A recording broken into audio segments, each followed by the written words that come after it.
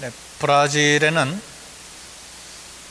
폭죽 터뜨리는 폭죽놀이가 국민 전체에 아주 익숙해져 있고 또 그것을 즐깁니다. 특별히 월드컵이 되면 월드컵 시작하는 날부터 마지막 날까지 브라질 전국이 폭죽 터뜨리는데 요란합니다. 그것만 하는 것이 아니고 골목마다 길바닥에 브라질 국기를 페인트 칠하고 또 집과 집 사이에 골목에다가 월드컵에 참여하는 나라들 국기들을 전부 다 돈들이 어디서 그렇게 있는지 모르겠어요. 가난한데도 불구하고 페인트를 구하고 국기를 걸고 폭죽을 사서 월드컵 내내 폭죽을 터뜨립니다. 제가 브라질에서 사역할 때에 저희가 사는 마을에서 조금 떨어진 옆 동네죠. 옆 동네에 20대 후반에서, 나이는 정확하게 모르겠어요, 20대 후반에서 30대 초반 되는 부부가 살고 있었는데 남편이 폭죽놀이를 하다가 손가락이 날아갔어요. 제가 기억하기로는 손가락이 하나 날아간 것 같은데 남편이 갑자기 손가락 하나가 폭약에 이렇게 날아가 버리니까 그 젊은 부인이 남편을 버려두고 집을 나가 버렸어요. 근데 저는 그걸 참 이상하게 생각했어요. 이 여자는 남편과 결혼할 때 남편하고 결혼한 게 아니라 손가락하고 결혼했나? 그런 생각을 잠시 했던 적이 있습니다. 남자 여자가 만나면 여러 달 여러 해 그렇게 또 짧게도 만나기도 하지만 오랫동안 사귀면서 결혼을 생각하고 계획하게 되지요. 물론 처음 만날 때는 재산이 얼마나 되는지, 또 경제력이 얼마나 있는지, 또 재능이 얼마나 있는지, 얼마나 또 건강한지, 그런 매력이 있는지, 이런 것들을 이제 살피다가 이제 점점 관계가 깊어지면서 이제 결혼을 계획하고 생각하게 되는데 너무나 당연한 일이죠. 그러나 그 관계가 성숙되고 또 사랑이 깊어지면 재산이 좀 부족하고 경제력이 좀 부족한다고 하더라도, 그리고 자기 생각이 좀 미치지 못한다고 할지라도 그런 것들을 좀 잃는다고 해서 관계가 깨어지거나 없던 일로 하거나 그러지는 않죠. 그것을 이제 사랑의 성숙이라, 관계의 깊이라, 이렇게 말할 수가 있습니다. 오늘은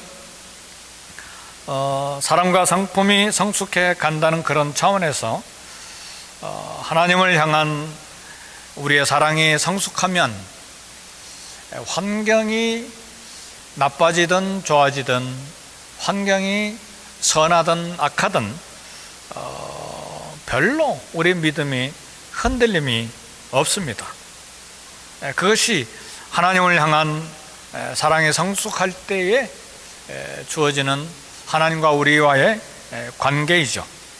그래서 하나님과 사랑의 관계가 깊어질 때에 고난이 있어도 흔들리지 않습니다. 하나님과 사랑의 관계, 또 하나님에 대한 우리의 마음, 이것이 연약할 때는 어려운 일이 우리 앞에 다가오거나 그런 고난 고통의 현장을 만날 때에 믿음이 뿌리 기초부터 사정없이 흔들리는 것을 볼 수가 있습니다. 그래서 오늘 이 아침에는 우리와 하나님과의 사랑의 관계가 어떤지, 건강한지 점검할 수 있기를 원합니다. 왜냐하면 우리가 하나님을 사랑하는 것이 겉모습하고 또 속마음이 다를 수가 있기 때문에 그렇습니다.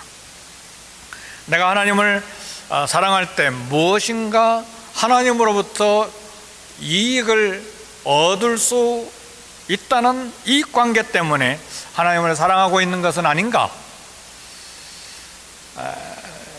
이런 것들을 우리가 점검해 봐야 합니다. 그리고 하나님은 내게 주시는 축복과 관계없이 축복을 주시든 주시지 않든 우리 하나님은 나에게서 계속해서 존경과 사랑을 받을 뿐으로 내게 자리매김하고 있는가, 이런 것들을 점검해 봐야 된다는 말입니다. 그래서 어떻게 하면 계산 없이, 이익 관계 없이 하나님을 계속 사랑하는 그런 수준이 될 수 있을까?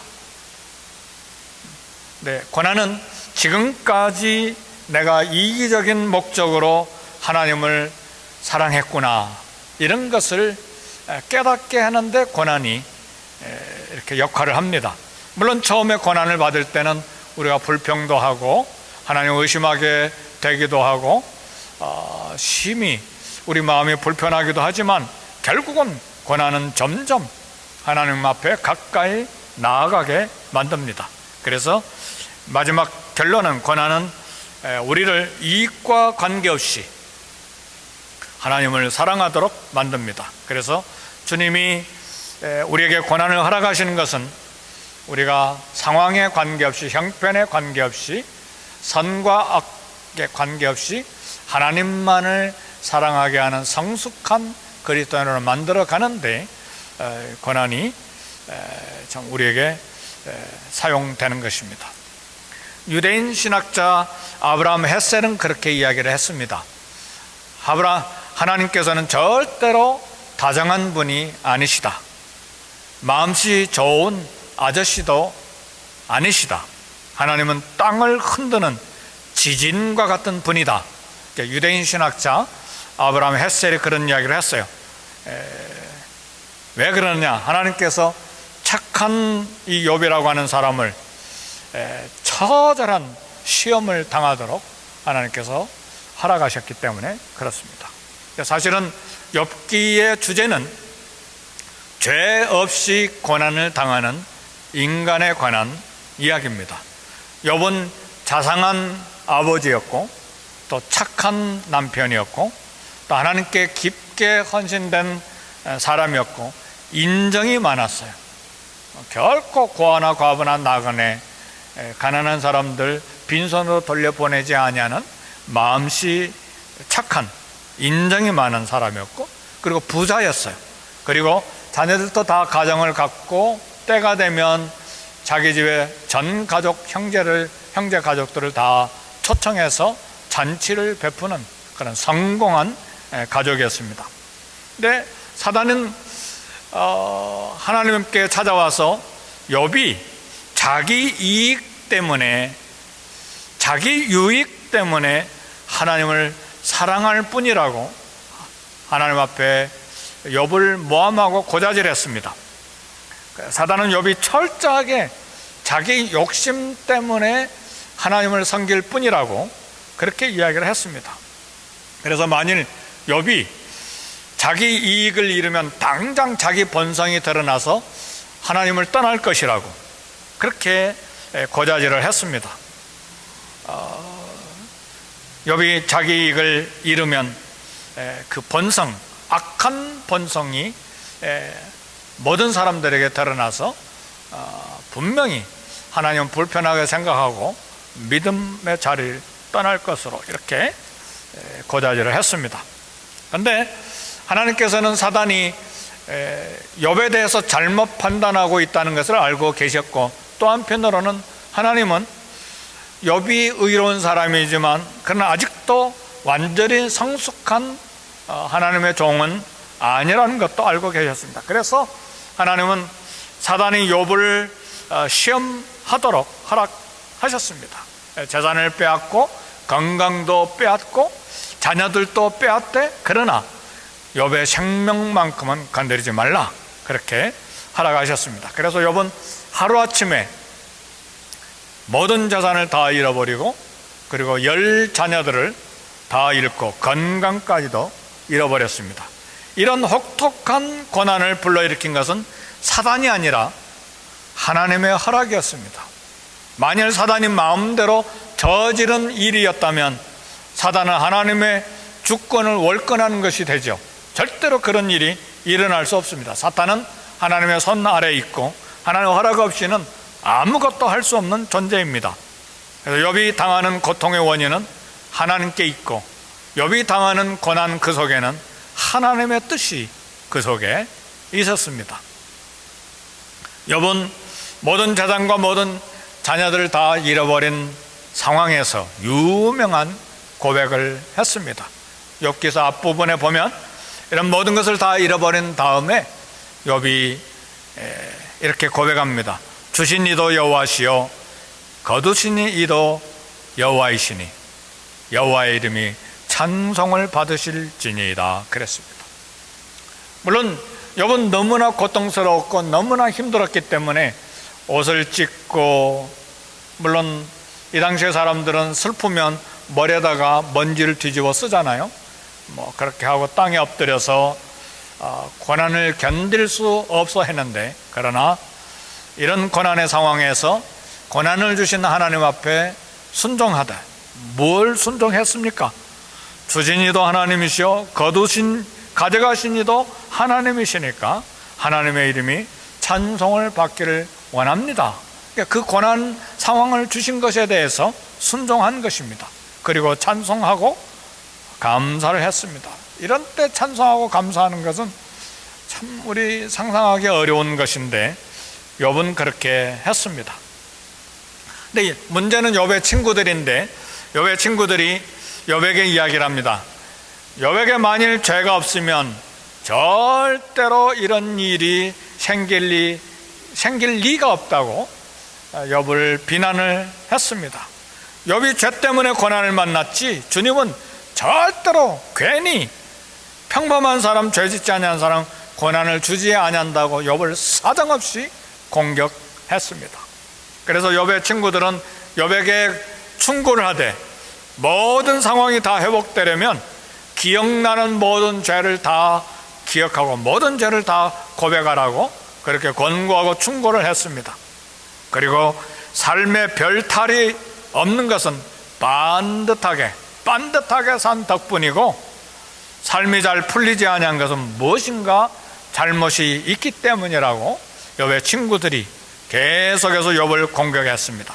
그러나 오늘 우리는 이미 욥의 처음부터 마지막까지를 다 알고 있기 때문에 욥이 죄 때문에 이런 고난을 받고 있는 것은 분명히 아니라는 것을 다 우리는 알고 있습니다.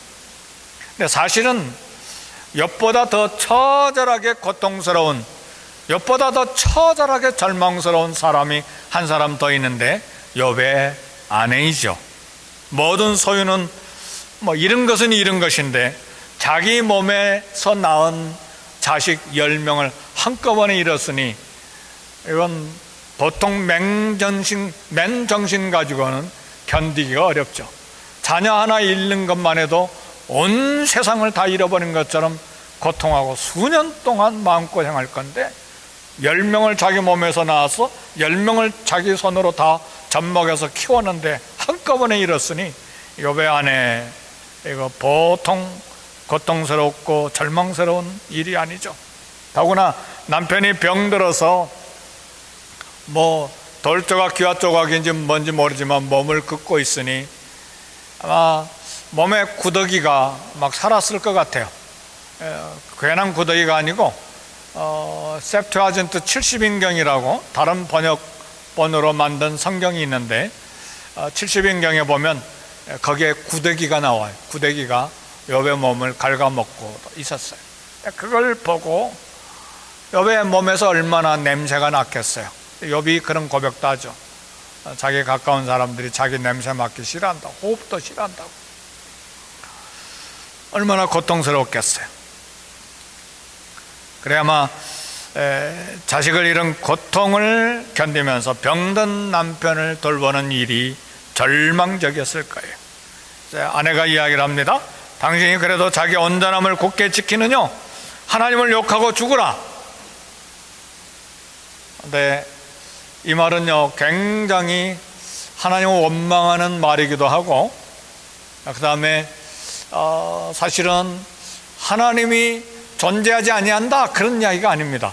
너무나 힘들기 때문에 하나님께 불평하고 하나님을 원망하는 말이지, 하나님이 안 계신다 그런 이야기는 아닙니다. 너무 힘드니까 하나님께 불평하고 마음껏 하고 싶은 말 다 하고 그냥 죽으세요, 그런 말이죠. 아마 저나 평범한 그리스도인이라면 욥의 아내가 한 말보다 더 했겠죠. 그러지 않았겠어요? 네, 욥은 그런 이야기를 합니다. 우리가 하나님께 복을 받았은즉 화도 받지 아니하겠느냐 하고 이 모든 일에 입술로 범죄하지 아니하니라 그랬어요. 그래서 욥은 지난 4000년 동안에 참 가장 극심한 고난을 받은 사람 중에 한 사람이죠. 그러니까 뛰어난 참 믿음으로 고난을 극복한 사람을 들라 하면 지난 기독교 4000년 기간 동안에 있었던 사람 중에 한 사람이 욥이라 그렇게 말할 수 있죠. 욥이 예수님 오시기 전 2000년 전 아브라함 시대 때, 족장 시대 때 사람이니까요. 근데 이제 마침내 하나님께서 욥에게 나타나셨는데, 하나님이 마침내 이 욥이 당한 고난의 기간이 한 달인지 1년인지 2년인지 3년인지 알 수 없지만 마침내 하나님이 욥에게 나타나셨으면 욥이 제일 먼저 듣고 싶은 이야기가 뭘까요? 오늘 저와 여러분이 듣고 싶은 이야기가 뭐겠어요?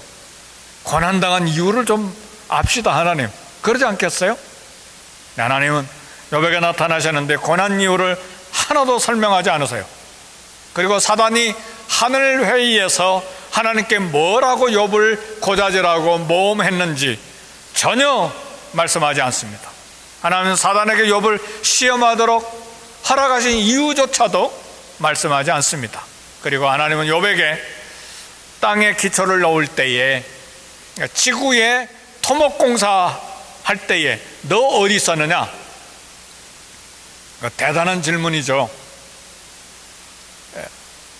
우리 LA 땅에 토목공사 하려도 막 어마어마한 일이잖아요. 캘리포니아 토목공사 한다, 미국 땅에 토목공사 한다. 근데 그게 아니라 지구 5대양 6대주 전체 토목공사 할 때에 길을 만들고 산을 만들고 바다를 만들고 땅을 경계를 정하고 하는 때에 너 거기 있었냐? 어디 있었냐? 네가 그거 아느냐?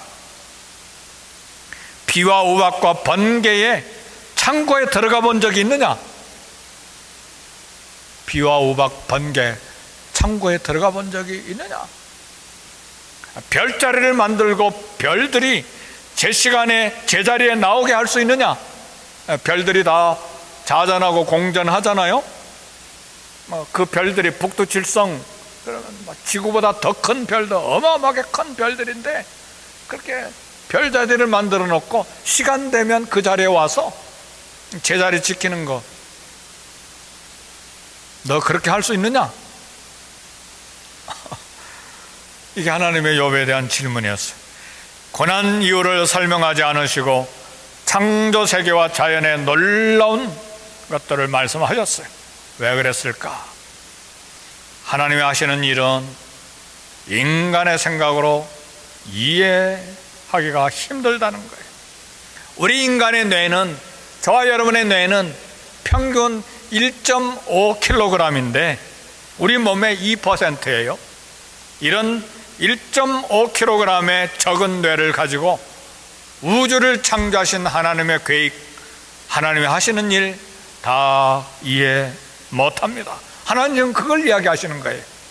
우리 조그만 생각, 조그만 뇌를 가지고 하나님이 이랬을 것이라 저랬을 것이라 온갖 불평, 원망 다 상상하고 그러는데 하나님의 생각과 지식은 끝이 없어서 우리 인간은 다 이해하지 못합니다.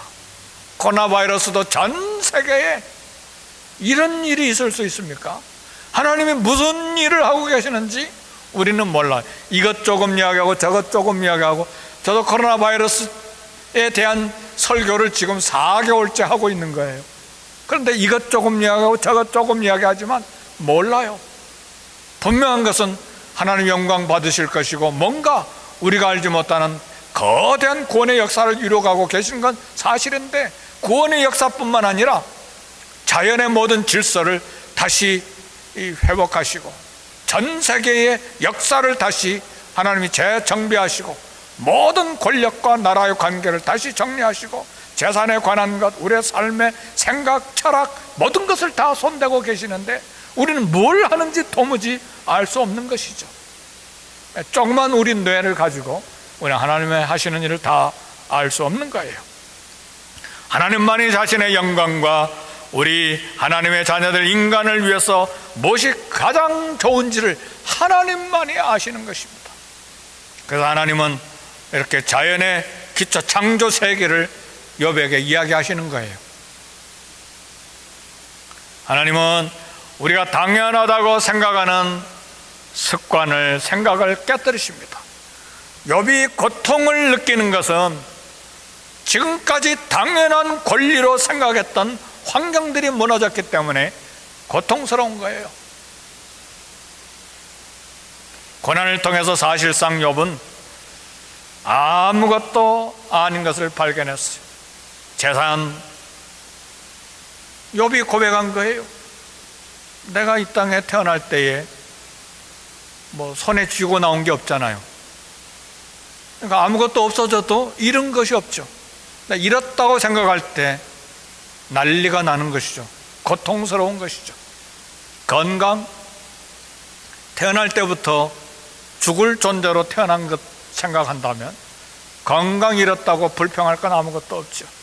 신분, 태어날 때 무슨 부자로 존경받는 신분으로 사회적인 모든 어떤 소셜 포지션을 갖고 태어났습니까? 그거 잃었다고 길길이 뛰는 것은 너무나 재산, 생명, 건강, 신분 당연히 내 것으로 생각했기 때문에 고통스러운 것이죠. 사실 자기 것이 아니었죠. 하나님은 이런 고난을 통해서 당연하다고 생각했던 것들을 깨뜨리시는 것이죠. 자기가 아니죠. 부자 신분, 존경받는 아버지 신분, 사회가 인정하는 신분, 그것이 나가 아니라는 말이에요. 이런 울타리들이 다 무너짐으로써 이제는 자신이 아무것도 아닌 것을 깨달은 거예요. 우리가 사람과의 관계에서 심각하게 긴장하고 자존심 상해서 막 씩씩거리고 하는 이유가 뭡니까? 모든 것이 내 권리라고 생각하기 때문에. 근데 그 권리가 누구 거예요? 내 것이 아니거든요. 하나님은 그것을 깨뜨리심으로 고난을 통해서 우리의 벌거벗은 모습, 본래의 존재가 무엇인지를 알기를 원하신 것입니다. 벌거벗은 몸으로 하나님 앞에 나아가게 되었을 때에 그것이 본래 욥의 자기 신분인 것을 알도록 우리 주님이 지금 말씀하시는 거예요. 사랑하는 성도 여러분, 하나님은 우리의 겉모습을 다 벗은 피조물로서 우리 자신을 발견하기를 원하십니다. 하나님은 상류층의 삶이 신앙생활의 전부가 아님을 알기를 원하십니다. 욥기는 우리에게 여러 가지를 교훈하는데 가장 믿음이 큰 사람도 엄청난 고난을 받을 수 있다는 것을 교훈합니다. 의인은 고난을 받고 악인은 성공하는 현실을 성경은 다 설명하지 않습니다. 고난은 특별한 죄 때문에만 오는 것이 아니라 하나님의 깊은 생각, 하나님의 깊은 계획 속에서도 허락이 된다는 것을 가르쳐 줍니다. 그리고 고난에는 한 가지 고난이 있는 것이 아니라 재산 때문에 오는 고난, 자녀 때문에 오는 고난, 질병 때문에 오는 고난, 친구의 모욕 때문에 오는 고난, 가족 관계에서 아내의 비난을 받으면서도 고난을 받잖아요. 하나님이 침묵하는 것도 우리에게 고난이에요. 왜요? 영혼의 아픔이 생기니까. 나의 하나님, 나의 하나님, 어찌하여 나를 버리셨나이까? 하나님이 우리 예수 그리스도께 아들에게 침묵하실 때 그것이 우리 예수님에게 영혼의 심각한 고통이었어요. 네, 이런 고난을 통해서 우리 영혼이 더 순결해지고 단련되어 결국 모든 상황에 순종하고 감사하고 찬양하는 하나님의 사람이 됩니다. 그래서 하나님은 우리의 영혼을 순결하게 만드는 수단으로 고난을 허락하십니다. 근데 가장 중요한 것은 이런 모든 환경에서도 하나님을 사랑하는 거예요. 하나님께 순종하고 하나님께 감사하는 거예요. 서두에 말씀드렸던 것처럼 둘이 젊어서 만나서 결혼해서 아직도 젊은 나이인데 남편 폭죽 터뜨리다가 손가락 하나 날아갔다고 손가락하고 결혼했나? 그냥 가버렸어요. 그 뒤로는 지금 상당히 많은 세월 20년도 넘게 지나가 버렸기 때문에 그 부부가 어떻게 되는지 지금 모르지만, 사랑하는 성도 여러분, 근데 이런 고난을 받을 때에 욥은 불만을 쏟아내고 의심하고 고함치고 불과같이 힘들어 소리소리 지르고 그렇게 했는데, 그건 당연한 것이죠.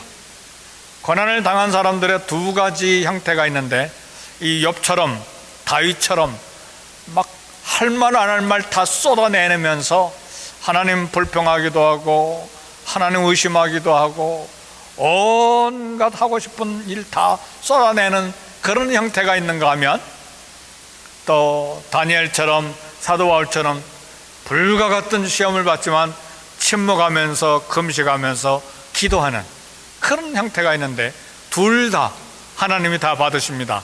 할렐루야. 그래서 고난을 받을 때에 막 화내고 의심하고 불평하고 원망하고 할 그런 것도 하나님 안에서 하면 하나님이 다 받으세요. 절대로 하나님 떠나지 아니하고, 그러면서 하나님 앞에 엎드려 기도하고 금식하고 통곡하고 막 부르짖고, 그건 믿음입니다. 그래서 그걸 하나님이 다 받으신 거예요. 그래서 고난을 대하는 태도가 두 가지예요. 막 쏟아내는 형이 있고 속으로 금식하며 기도하며 참아내는 형인데, 두 가지 다 하나님이 사랑하세요. 왜? 둘 다 그런 형태가 다 하나님 안에서 그 문제를 해결하고 견디려고 하기 때문에 믿음이거든요. 어떤 건 나무라거나 어떤 것이 좋다 그렇게 말할 수 없습니다. 욥이 계속해서 이렇게 하나님 앞에 하나님을 찾으면서 기도할 때 하나님이 이걸 다 받으셨어요. 그래서 고난 중에 우리가 해야 될 일은 끊임없이 성경을 읽는 거예요. 끊임없이 기도하는 거예요. 끊임없이 예배 드리는 거예요.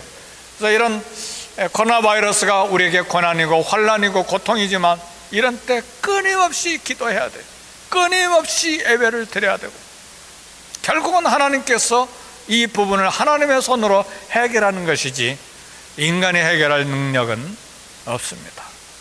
백신을 만들어내고 치료약, 질병을 치료하는 약을 만들어내는 것도 하나님이 지혜를 주시고 건강을 주셔야만 가능한 것입니다. 그래서 이런 고난 중에 하나님께 더 가까이 나와서 모든 책임과 의무를 다하는 것입니다. 그것이 믿음이에요. 그것이 욥이 우리에게 보여준 참 교훈입니다. 여호와는 마음이 상한 자와 신음하는 자에게 가까이 하시는데, 히브리서 13장 5절, 결코 너희를 버리지 아니하고 너희를 떠나지 아니하리라. 아멘, 할렐루야. 하나님이 이런 어려운 환경 속에 전 세계에 전염병이 퍼져 있는 가운데도 하나님이 우리에게, 하나님 사랑하는 자녀들에게 고백하시는, 그리고 선포하시는 말씀은 결코 너희를 버리지 아니하고 떠나지 아니하리라. 아멘, 할렐루야.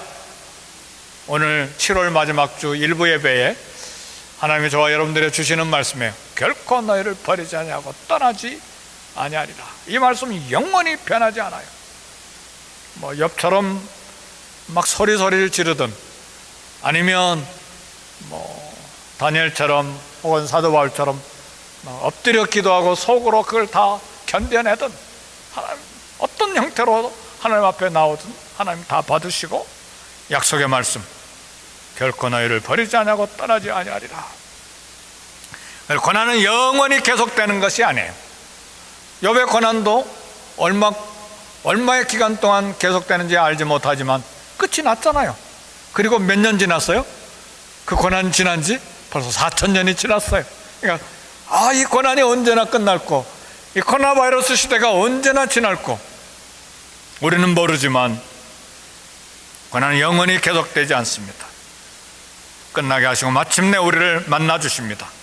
우리 주님은 고난 중에 아무것도 바라지 아니하고 하나님을 섬기고 하나님께 순종했습니다. 우리 주님은 한 점 위안도 얻지 못하는 고난을 당할 때 하나님이 함께 계심을 믿었습니다. 사랑하는 성도 여러분, 고난 당할 때에 한 사람도 곁에 없는 절대 고독의 시험을 받을 때에 주님이 아주 가까이 계신 것을 믿어도 좋습니다. 왜냐하면 예수님이 먼저 가신 길이기 때문에, 먼저 경험한 사건이었기 때문에 우리는 혼자가 아닌 것이 확실합니다.